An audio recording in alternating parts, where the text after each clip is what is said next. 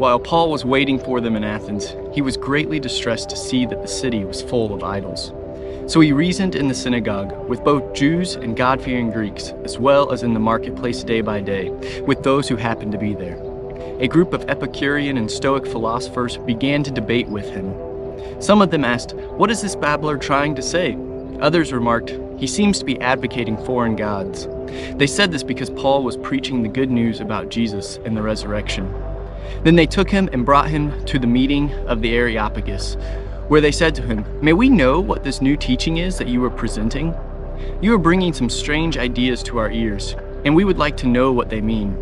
All the Athenians and the foreigners who lived there spent their time doing nothing but talking about and listening to the latest ideas. Paul then stood up in the meeting of the Areopagus and said, "People of Athens, I see that in every way you are very religious. For as I walked around and looked carefully at your objects of worship, I even found an altar with this inscription, 'To an unknown God.'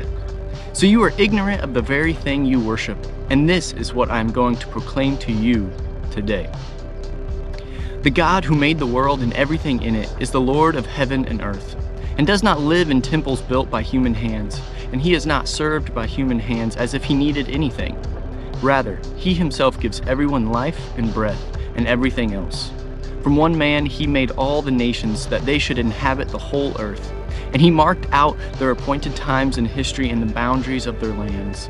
God did this so that they would seek him and perhaps reach out for him and find him, though he is not far from any one of us. For in him we live and move and have our being. As some of your own poets have said, we are his offspring. Therefore, since we are God's offspring, we should not think that the divine being is like gold or silver or stone, an image made by human design and skill. In the past, God overlooked such ignorance, but now he commands all people everywhere to repent. For he has sent a day when he will judge the world with justice by the man he has appointed. He has given proof of this to everyone by raising him from the dead.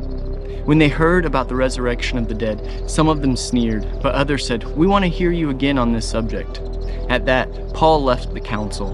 Some of the people became followers of Paul and believed. Among them was Dionysius, a member of the Areopagus, and also a woman named Damaris, and a number of others.